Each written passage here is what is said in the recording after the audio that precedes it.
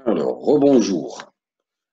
On va continuer notre étude sur la mole et les grandeurs molaires. Troisième partie.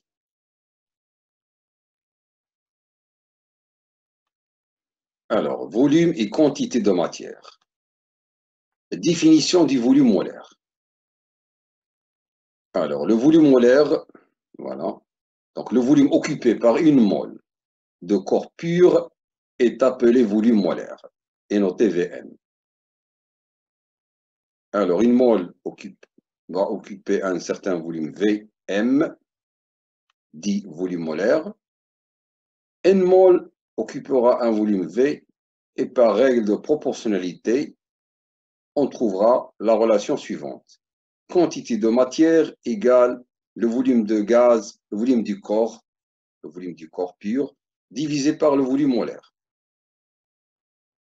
Alors N sera donné en mol et V en litres, Vm en litres par mol. Alors une quantité de matière N d'un corps pur X quelconque, de volume molaire Vm, occupe donc un volume V, tel que V égale N fois volume molaire. Alors, voyons le cas des liquides. Alors, on va prendre 4 liquides différents. Donc, on va se donner la quantité de matière, 0,4 mol. Et on va essayer de déterminer leur volume molaire. Alors, la masse molaire, donc on a l'eau, on a l'éthanol, on a le cyclohexane, on a l'acétone. Donc, la deuxième ligne, on a les masses molaires. Donc, la troisième ligne, les masses volumiques. Donc, on va pouvoir calculer la masse de chaque échantillon,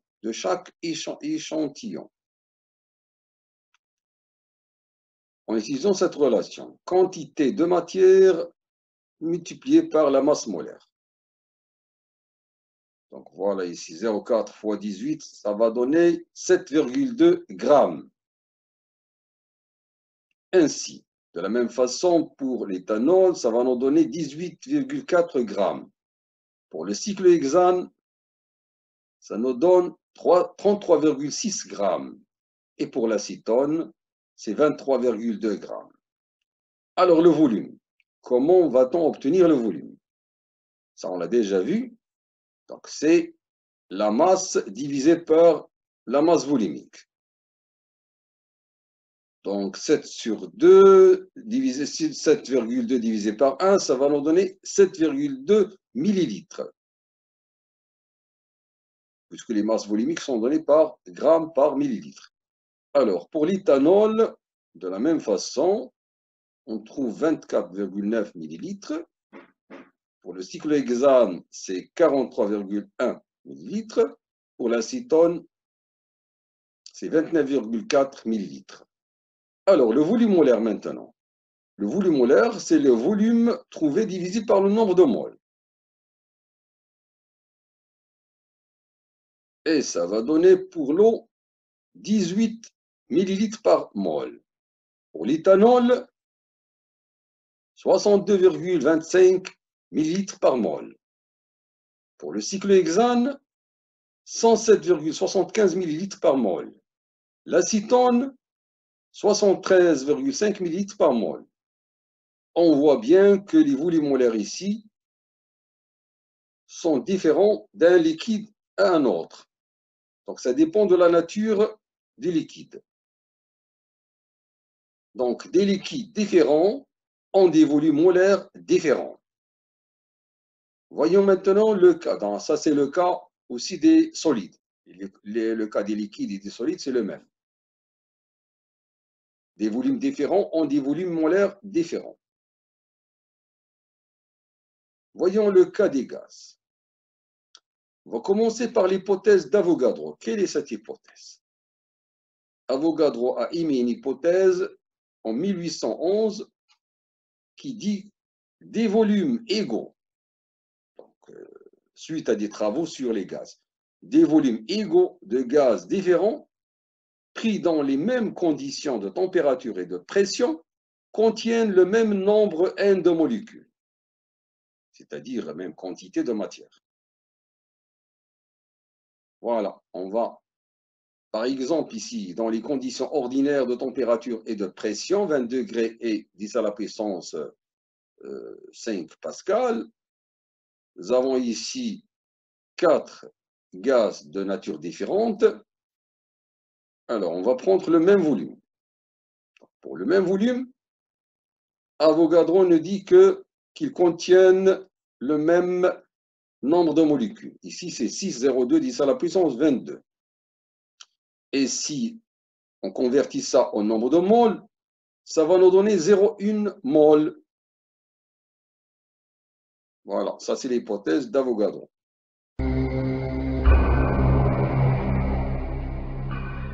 Pour peser les gaz, nous nous servons d'une ampoule munie de 2 robinets d'un volume de 1 litre. Déterminons la masse propre du récipient. À cet effet, nous l'évacuons à l'aide d'une pompe à vide.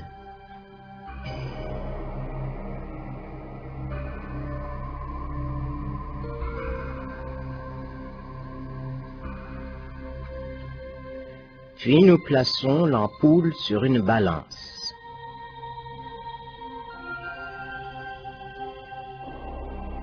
Nous tarons le récipient sur la balance. Dans la suite, la balance indiquera seulement la masse du contenu gazeux.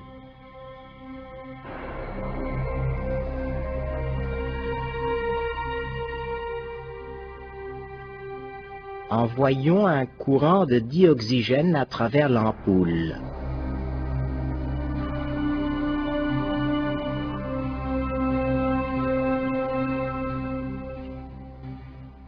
Nous fermons d'abord le robinet d'entrée, puis le robinet de sortie.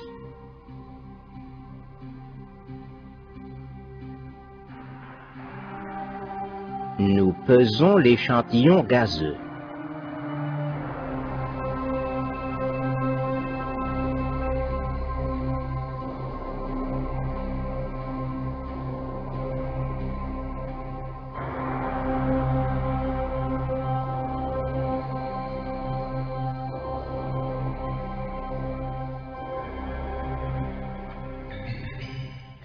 Répétons l'expérience avec le dioxyde de carbone, introduit dans l'ampoule dans les mêmes conditions.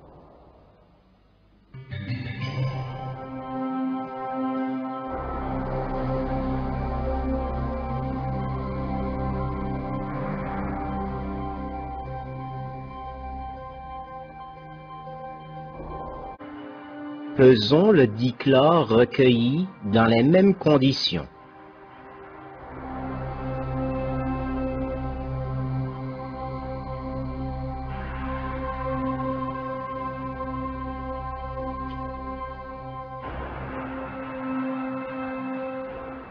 Récapitulons les résultats de nos pesées dans un tableau.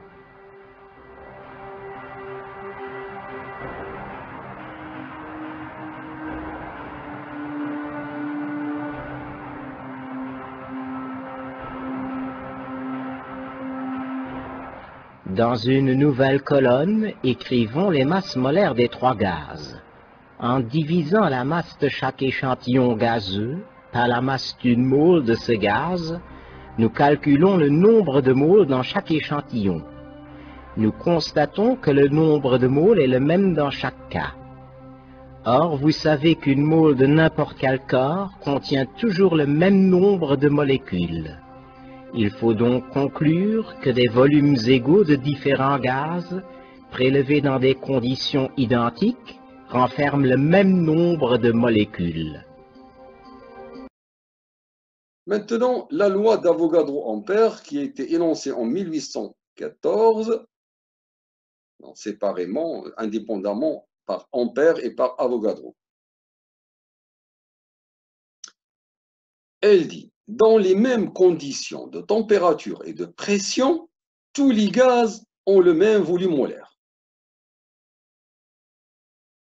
Voilà, on va vérifier ça.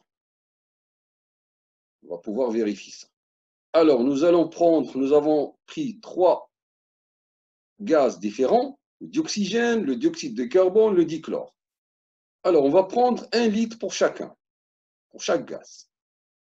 Et on va mesurer la masse de chaque gaz pour le même volume de 1 litre. Alors, qu'est-ce qu'on a trouvé dans l'expérience? On a trouvé 1,272 grammes pour le dioxygène, 1,76 grammes pour le dioxyde de carbone et 2,83 grammes pour le dichlore. Vu les masses molaires qui sont dans la 3e ligne, on peut calculer les quantités de matière de chaque gaz. Alors, pour le dioxygène, on va utiliser les mêmes formules que nous avons vues auparavant. Donc, la masse sur la masse molaire, ça va nous donner 0,04 mol. Pour le dioxyde de carbone, et c'est la même chose, 0,04 mol. Pour le dichlore, voilà, c'est 0,04 mol aussi. Donc, on voit bien que pour le même volume, pour des volumes égaux, on a les mêmes quantités de matière, donc le même nombre. Mais voyons, la loi d'Avogadro-Ampère concerne les volumes molaires. On va essayer de calculer les volumes molaires pour ces gaz, dans les mêmes conditions, ça, bien sûr. Donc, en utilisant cette formule, volume sur divisé par la quantité de matière, voilà, ça nous donnera 25 mol par litre pour le dioxygène, 25 mol par litre pour le dioxyde de carbone et 25 mol par litre pour le dichlore. Donc, on voit bien que la loi d'Avogadro est vérifiée. La loi d'Avogadro-Ampère. Alors, de même que les gaz sont délatables sous l'effet de la température et sont compressibles sous l'effet de la pression. Donc, le volume molaire des gaz, donc, récapitulons, volume molaire d'un gaz est le volume occupé par une mole de ce gaz dans des conditions de pression et de température données. Le volume molaire d'un gaz, son notre Vm, voilà, et s'exprime en litres par mol. Selon la loi d'Avogadro-Ampère, à une température et une pression donnée, tous les gaz ont le même volume molaire. Voilà. Donc, le volume molaire est indépendant de la nature du gaz. Il dépend uniquement de la température et de la pression. Il augmente avec la température et elle diminue avec la pression. Donc, pour les conditions ordinaires, donc à 20 degrés et 10 à la puissance 5 pascal, le volume molaire, c'est de 24 litres par mol. Alors que dans les conditions normales de pression et de température et de pression et de température, c'est-à-dire CNPT, la température est de 0 degré et la pression est de 10 à la puissance 5 pascal, c'est-à-dire en atmosphère, le volume molaire est de 22,4 litres par mol.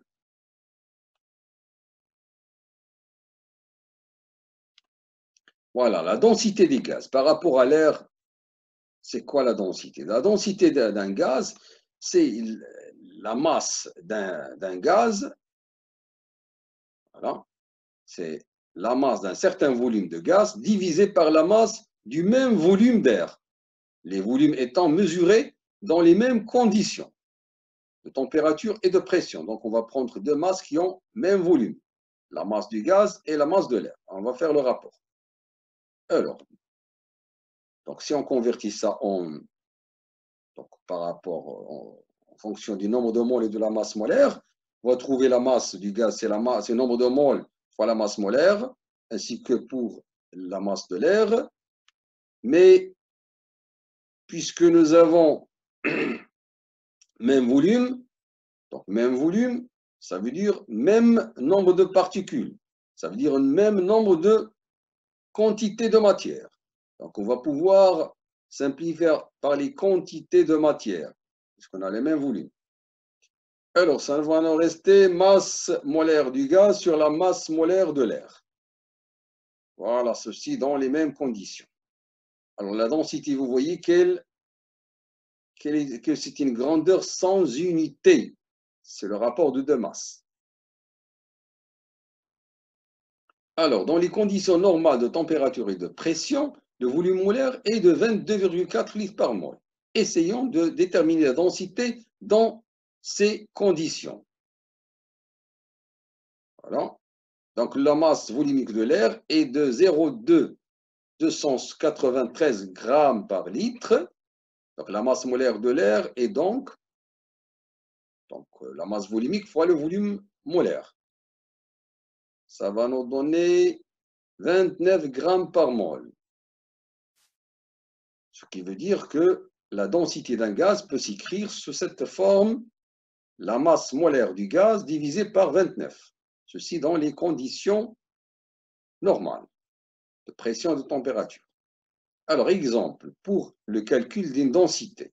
Pour le méthane, par exemple, on calcule en premier lieu la masse molaire moléculaire du méthane, c'est 16 grammes par mol, et on divise par 29. Ça va nous donner 0,55. Ça, c'est la densité du méthane. Exercice 1. On va commencer les exercices. Alors, déterminer les quantités de matière correspondant au volume gazeux ci-dessous, dans les conditions normales de température et de pression, c'est-à-dire quand le volume molaire est égal à 22,4 litres par mol. On vous donne 3 volumes. Donc, on va utiliser la formule qu'on vient d'établir. Alors, la quantité de matière d'un gaz, c'est le volume sur le volume molaire. Donc, pour 11,2, donc c'est 11,2 divisé par 22,4. Ça nous donne 0,5 mol. Et pour 5,6, ça nous donne 0,25 mol. Alors, pour 44,8, c'est-à-dire divisé par 22,4, ça va nous donner 2 mol. Voilà. Exercice 2. Un flacon de volume V, 1,12 litres, est rempli d'hydrogène gazeux dans les conditions normales de température et de pression. Donc, le volume molaire est 22,4 litres par mol. Donc, on vous donne la masse molaire atomique de l'hydrogène, puisqu'il s'agit ici de l'hydrogène. Alors, quelle est la quantité de matière? Quelle quantité de matière de d'hydrogène contient le flacon? Voilà, donc on va pouvoir faire le calcul avec la même formule, c'est-à-dire le volume du gaz divisé par le volume molaire, et ça nous donnera 5,10 à la puissance moins 2 mol. Alors, quelle masse de l'hydrogène contient le flacon? Alors, on utilise les mêmes formules déjà établies, donc la masse, c'est le nombre de mol fois la masse molaire, et ça va nous donner 5,10 moins 2 fois 2, ça vous donne 0,1 g. Ou 10 moins 1 g. Troisième question, on considère un flacon de 1,12 litres rempli de gaz de l'hydrogène, mais à 150 degrés, sachant que le volume molaire dans ces conditions est de 35 litres par mol. Quelle est la quantité de matière de l'hydrogène? Vous voyez ici que le volume molaire a augmenté. Il augmente sous l'effet de la température. Alors, dans ces conditions-là, on peut calculer la quantité de matière. Alors, ça donne 3,2 à la puissance moins 2 mol. Donc, vous voyez que deux volumes égaux ne contiennent pas la même quantité de matière si on change les conditions. Si on change les conditions de température, par exemple. Alors, il y a moins de quantité de matière ici.